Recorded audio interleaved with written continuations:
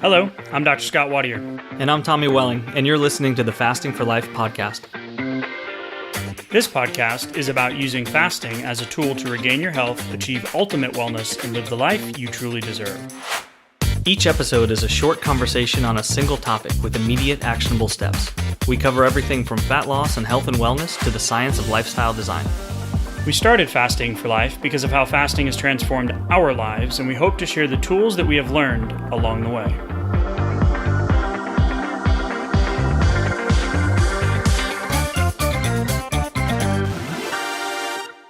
Hey everyone, welcome to the Fasting for Life podcast. My name is Dr. Scott Watier, and I'm here, as always, with my good friend and colleague, Tommy Welling. Good afternoon to you, sir. Hey, Scott, how are you? Doing fantastic, my friend. Excited for today's Q&A. Yes. We've had a whole bunch of summer questions come in this year, so we're very appreciative of you guys reaching out. And we get lots, so we picked the ones that we think are going to be the biggest kind of reach and really kind of answer some of the pressing questions that you guys have been submitting to us.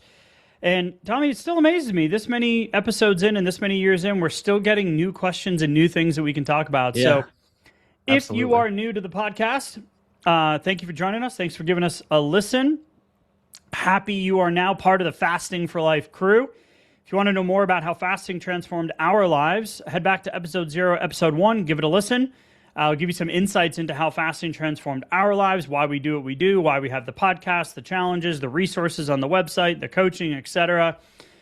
Because it's been that impactful for us and now so many of you listeners. If you are a long-term listener, thank you so much for continuing to support us and be on this journey with us, because as we know, once you lose the weight, the journey doesn't stop there. Now we got to figure out how to foundationally adapt fasting to a long-term sustainable lifestyle, giving you that confidence, that freedom, and that health and longevity that you've truly been looking for all these years, getting off of that diet mentality and diet roller coaster. So fasting for life, fasting freedom, that's what we want for each and every one of you. So Tommy, when we get into the conversations today, we've got some questions that came in from listeners. I'll kick it off here in just a sec. I want to give a shout out to Scooby_RD, straight to the point, exclamation point. So we got nice. a 5-star review on Apple. Thank you. Appreciate that. Been enjoying your podcast for some time now and appreciate how much great info you pack into a short amount of time. You cover multiple topics, get straight to the point, so many details regarding IF and overall health. It also helps that you add humor. That's me. Right. I will take credit for that. Absolutely. Scooby_RD. No, I'm just kidding. And great personality to the show. Thank you so much for all your great insight. Wow. Thank you, Scooby_RD. These reviews and these messages really, that's it for us. Yeah. So thank you. I don't have any other words to put to it, but just gratitude and thank you for taking the time to send us your kind words and regards. Absolutely. Fuels us. It does. Yeah. It absolutely does. So, all right, Tommy, let's get into it. Have a contact us. So came through through email. So one of our fasting OGs from across the pond, as I like to say, coming to us from the UK. Her name is Michelle. She says, I've been listening to your podcast since the very beginning. It's been a constant source of motivation and clarity for me. Well, that's good to hear, because sometimes we record episodes and I'm like, I really hope that lands. Right. Yep. So that's good feedback. We do miss the mark time to time, but sure. I appreciate those positive words. I've been fasting using OMAD approach on and off for about 10 years. Wow. You've been doing this longer than us, Michelle. That's awesome. I recently gave birth to my son in September, and with the demands of having a newborn, eating once a day became the most convenient routine. After listening to your advice, I shifted my meal from the evening to lunchtime. And here's her quote, and that single change has been a complete game changer. I've now lost more weight than my original target. I feel great in my clothes. My energy is up, and my blood work looks good too. Shout out. Amazing. Virtual high five. This is the only diet that has truly worked for me. It's simple, inexpensive, and sustainable. Nice. She keeps going. I'm no longer a slave to the kitchen with constant prepping, eating, and cleaning. Thank you both for the guidance you share. It's made a real difference in my life. Warm regards, Michelle. Wow. So, you're welcome, Michelle. We have a baked in shout out here. So appreciative of you sharing your story with us. And I wanted to highlight you today because it's not really a question, but it's more of a mental shift in how we want to think about our fasting lifestyle. And the key points here were it's simple, inexpensive, and sustainable. And she says before that, this is the only diet that's truly worked for me. So to be honest, most people come to fasting for weight loss. Right. Now, you and I had experience with intermittent fasting before we read Dr. Fung's book and started our own journeys and ended up here a few years later. But I wasn't just doing it for weight loss at that point because I had done all of the counting calories and tracking macros and nutritionists and body fat testing and CrossFit and all these other things, right? I had started to see the labs tick up and the blood pressure tick up and the central weight gain and all these other more anthropometric visual and physiological changes, not knowing that my fasting insulin was super high, yet all of my other blood panel numbers were normal. Yeah, I had the weight. I had the ticking up liver enzymes. I had the low T for years. Yep. And then I had the borderline sleep apnea. Those were my big, battles drivers that I was up against. Yeah. So here's the shift, because what Michelle is pointing out here is that she's figured out over 10 years how to use OMAD as her standard kind of maintenance simplification of her life schedule. Sure. The biggest question we get from you guys, from everyone out there, is what's the best fasting schedule? Yeah. Number one. Well, I wish we could answer that just with one 30,000 foot view global statement of here's your exact best fasting schedule. Now, we talk around it a lot, foundational fasting, 16-8 every day, no matter what. Adding in those OMADs, those 30 to 36 hour fasts, those periodic extended fasts. We're going to talk about that with our next question or comment on Spotify. We'll get to that in a minute. But the reality here is that if it doesn't feel like how Michelle has described it and how you're hearing it yet, it doesn't mean that what you're doing isn't working. It just means that you need to put some time and attention into the things that are derailing you from getting off that old diet mindset, like she mentions, and into a true fasting or adaptive fasting lifestyle. I think that is hitting the nail on the head right there. And with even thinking about something like there's a mental shift, and I think for you it's happening right now, where you see big picture wise, like this is working, it's going to continue to work. I mean, you've been doing it and crushing it and getting reps for a decade now. And better results now than ever before. Right. So that's absolutely incredible. Like, keep doing what you're doing. Obviously, right? I don't have to tell you that, but I think you've already made this shift, but maybe not have changed the wording that you use, because like you're saying that this is a diet, like this is the only diet that works, but you no longer need to call it the diet. Like it started off that way. This is your lifestyle. This is how you live. And so even just that word is like, when we can kind of break up with that word, there's an empowerment that comes along with it. Like, screw you, diet. Like, I don't need another diet. I needed a diet at one point. Great, that's fine. Just like when you and I came to fasting, we needed we needed to figure it out through reps and failing forward. Yeah, and it's like it's different because calories in, calories out, tracking macros and things like that. Some people do it as a lifestyle, but usually not. Usually, it's just like it's a vigilant, diligent effort for as long as you can, because you need to still continue to trim off some of the fat. That's usually how it works out. Yeah. So for most people, it's not really a lifestyle. I know there are some trackers out there, and that's great. If it works for you, keep doing it. That's great. But it's less adaptable and less sustainable and less realistic to be helpful for much more of the population. Most people for the long term. Yeah, exactly. So, Michelle, absolutely amazing. I think the insights that are kind of baked into your message here are incredible. If you're listening going, well, what the hell do I do? Take stock, look at your week and say, where did the day? So we had a submission come in one of our weekly check-ins from one of our coaching folks last week. And it was like, yeah, the first sentence was like, yeah, first half of the week was great. Second half of the week, I kind of fell off. She, in real time, identified the reasons as to why that happened. But in going back and reflecting on the week, she found out that only Monday and Tuesday was actually like intermittent fasting. Yeah. And then the other 5 days, she was like, oh, crap. Even what I was telling myself in filling out the weekly check-in, I realized, whoa, wait a minute. No, that's wrong. It wasn't half the week. Yeah. I was only on, air quotes, on for 2 days. Right. But it was so great that she left that part in so that we could understand that. And then like she had that realization like in real time. Because so much of what we tell ourselves, like using the word diet, is like it shapes how we think about the rest of things, like it matters. So even just the realization, putting that spotlight, oh, wait a minute, it was only 2 days that I was on. Okay. So because when I'm thinking about what I can do better and what my focus is going to be for this week, that's a little bit different.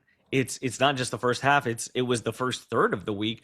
I started off and I had some momentum, but then where was that shift? That shift happened early in the week. There was probably caught you by surprise. Yeah, and it might have been one night of poor sleep. It might have been a little more stressful, day at work or at home or something like that. A late night graze session, maybe some alcohol. We don't know, but it could have been any of those things. Could have stemmed from after a date night, or it could have been like, hey, maybe I can be more productive tonight and I'll work a little bit later or something like that. And all of a sudden, woof, kind of like you feel like you're heading downhill. You don't really know what's going on or where the brakes are at that point. So being able to identify that point is really helpful for this week. Yep, absolutely. So if you are listening, what do I do next? Kind of feeling some of the the talking points here. Love the mindset shift from Marcel. You can grab the Blueprint to Fasting for Fat Loss. It's the PDF. It's in the show notes. It's 20 pages. Gives you some really good science and structure and who, what, when, where, and why of how to continue to get these reps. So, Michelle, from across the pond, thank you for reaching out.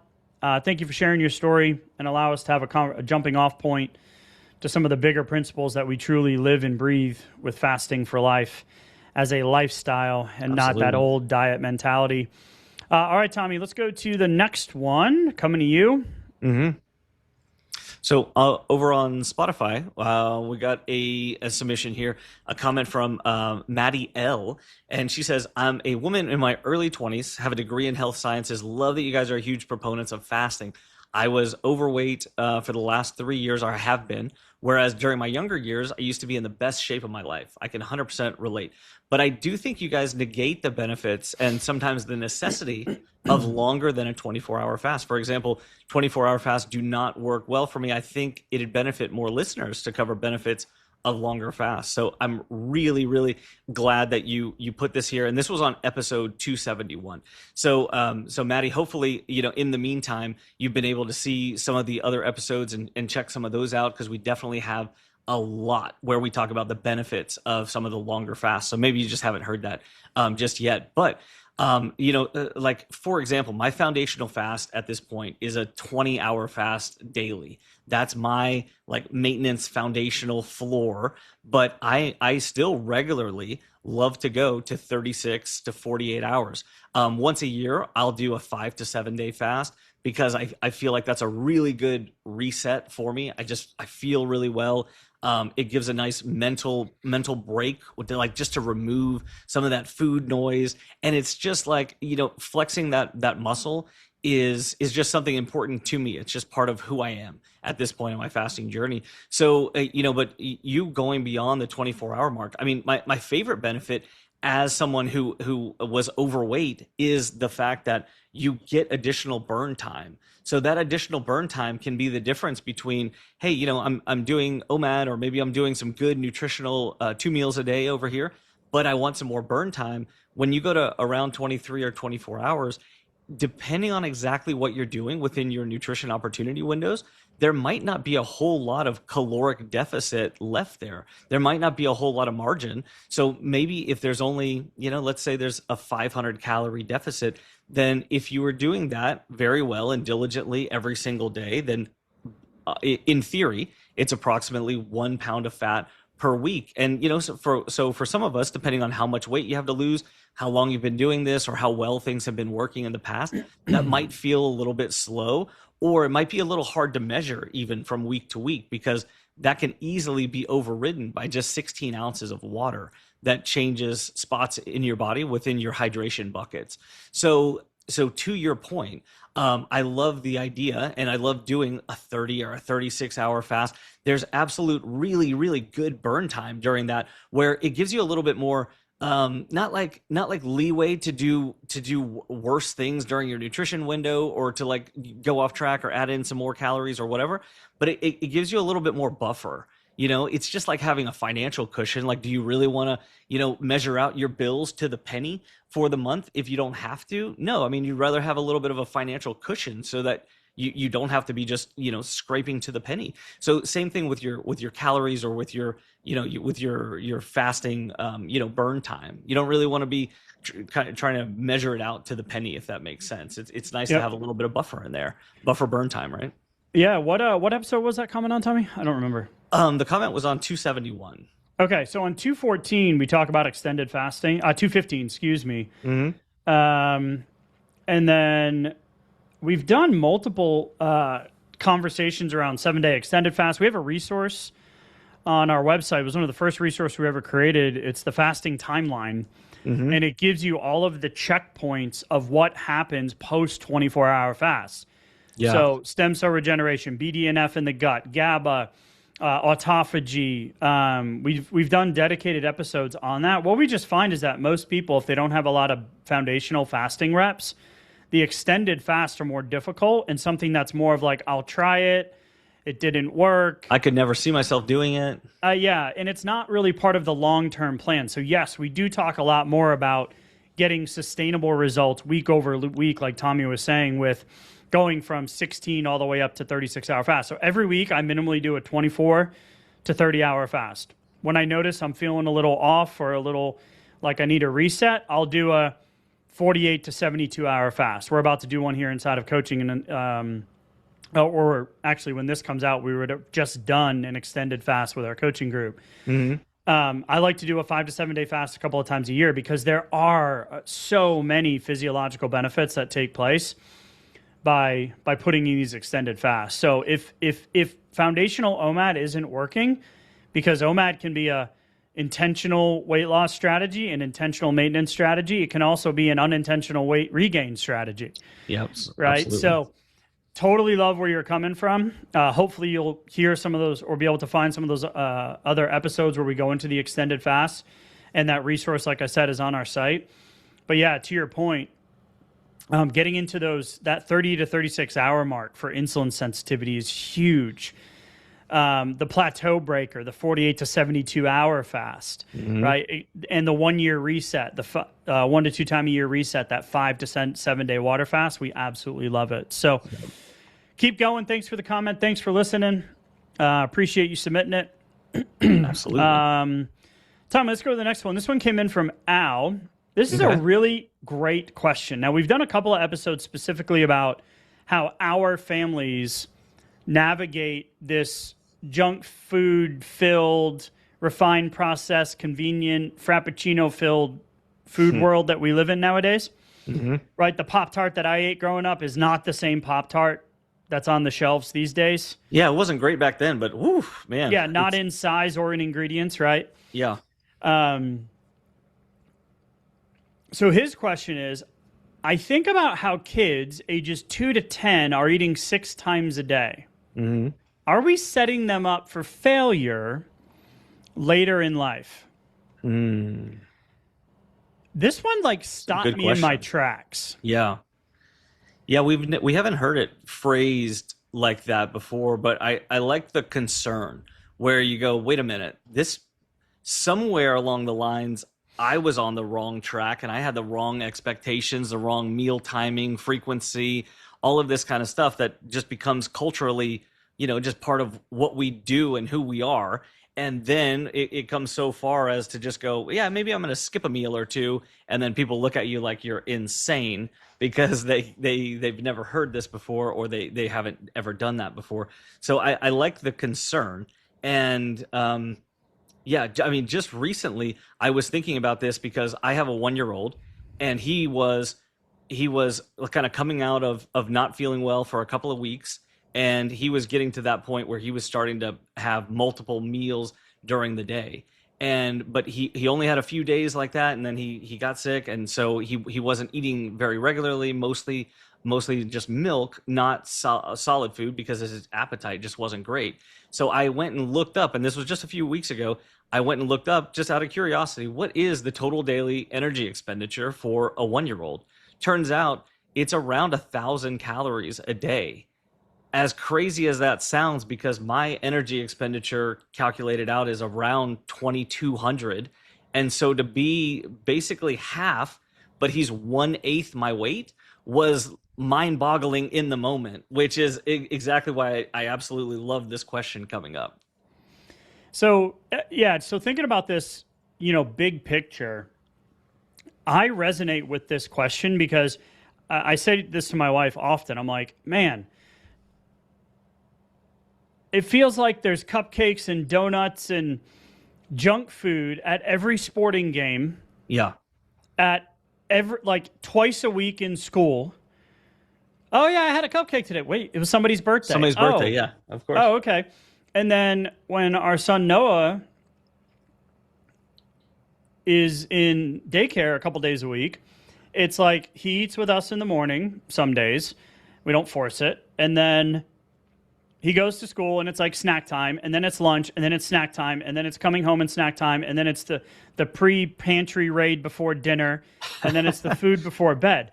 But so if we are setting them up for failure, if what we're giving them is junk food and refined processed sugar-laden crap, let's just be honest. Okay, yeah. Not to say our kids don't ever have it. My wife makes frosted protein donuts once a week for the kids. Yeah. Now, they're homemade, there's protein in them, clean ingredients, right? But they look forward to that as their breakfast once a week. Mom, I want donuts.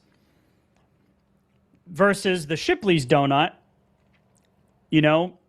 I used to be very apropos to walk through the bakery aisle because I love a good flaky, fruity turnover. Okay, yeah. Right, back in the day. Of course. And you look at one of the turnovers, it's 500, the blueberry muffin or the scone at Starbucks is 500 calories. Yeah, but think about 500 calories right there. I mean, if your total daily energy expenditure was 2,000 calories and you took in 500, that's literally supposed to be 25% of your day. One little scone. That's supposed to fuel you for 6 hours. It's not going to take you 6 minutes to eat the dang thing.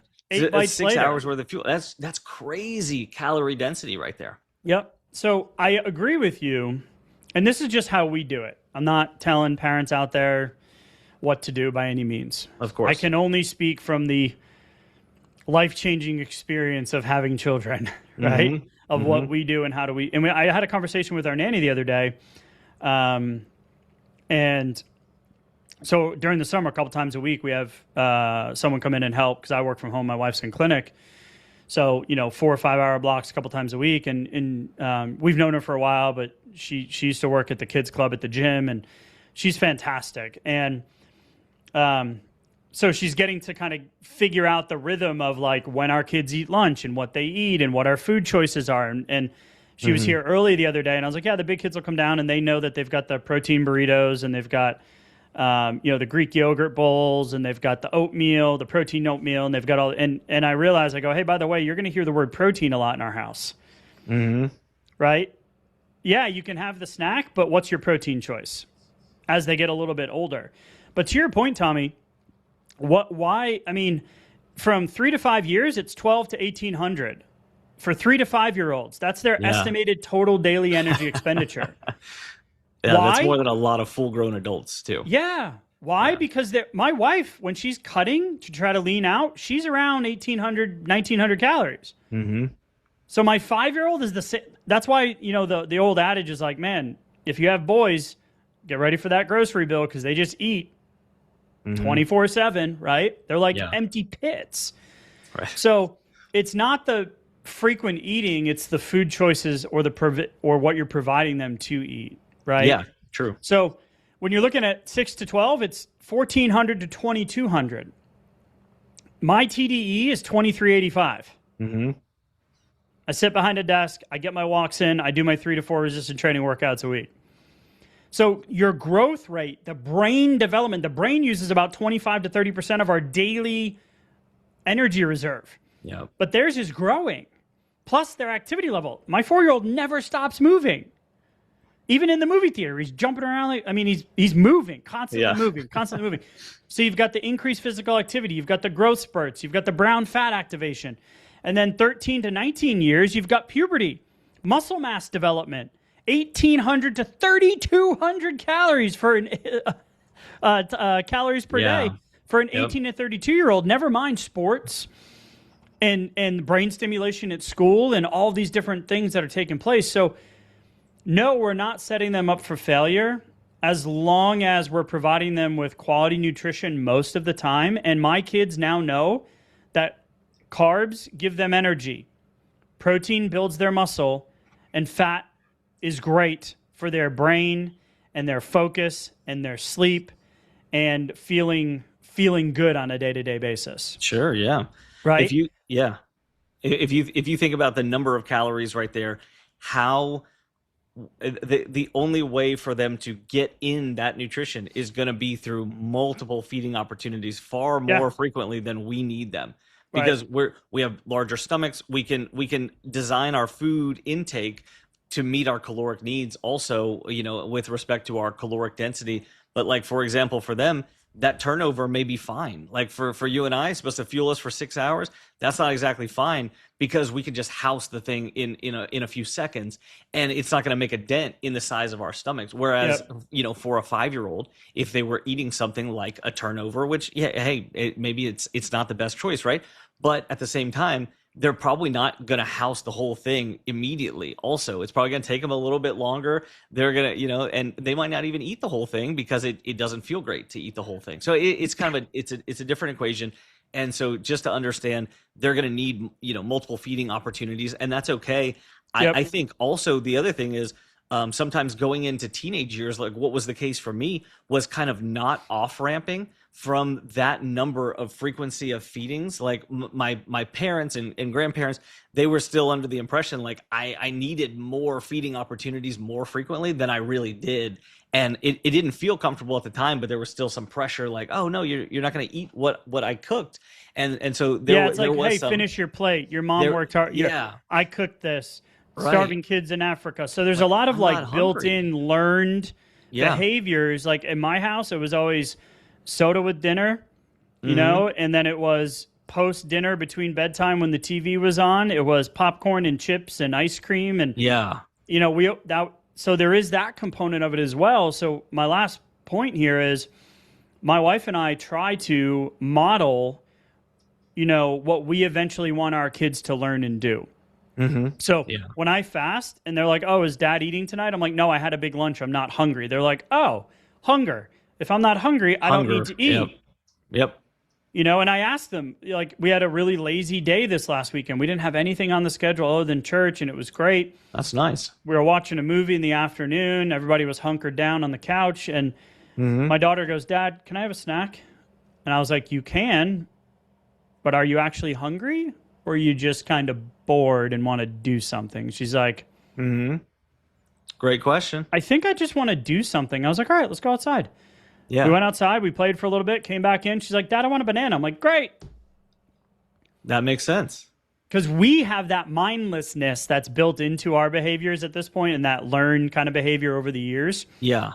So I love this question. No, I don't think we're setting them up for failure as long as we're modeling what we want them to learn in terms of good nutrition and fuel practices.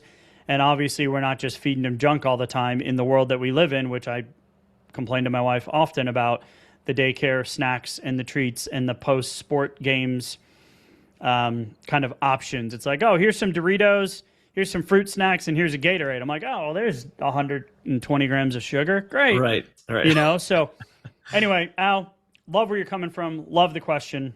Absolutely. Hopefully that gives you some insight into the way we think about it. And again, we can only speak from our experiences and what we do, not telling any parents out there what they're doing is wrong or to go and change everything and do it right.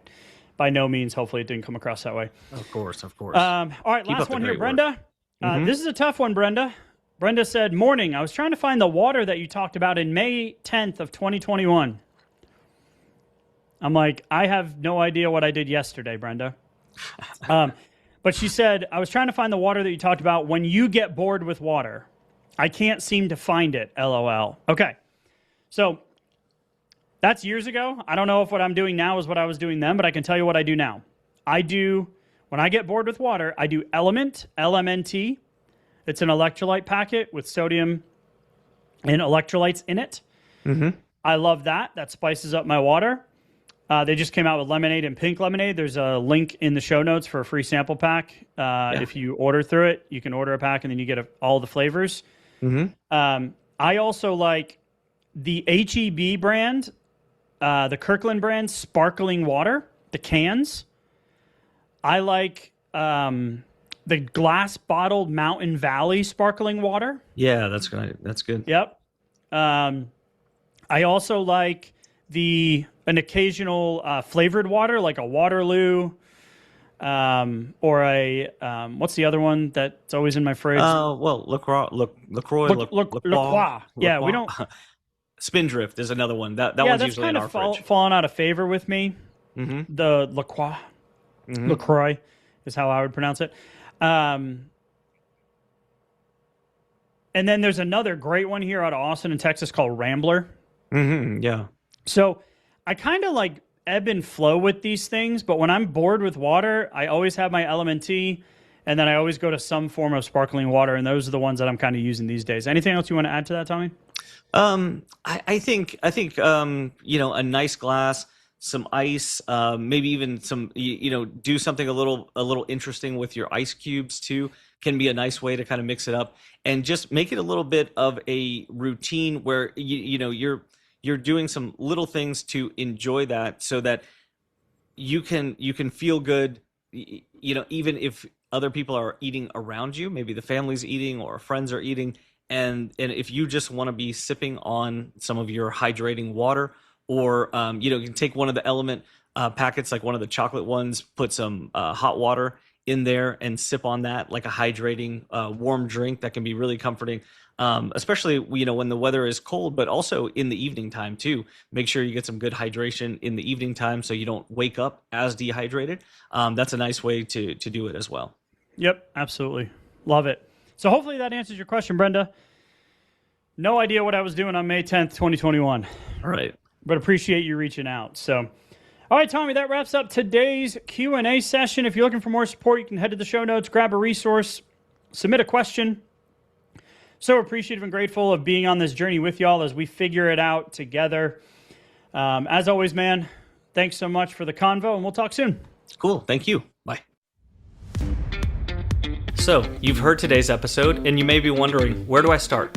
Head on over to thefastingforlife.com and sign up for our newsletter, where you'll receive fasting tips and strategies to maximize results and fit fasting into your day-to-day life. While you're there, download your free Fast Start guide to get started today. Don't forget to subscribe on iTunes, Spotify, or wherever you get your podcasts. Make sure to leave us a 5-star review, and we'll be back next week with another episode of Fasting for Life.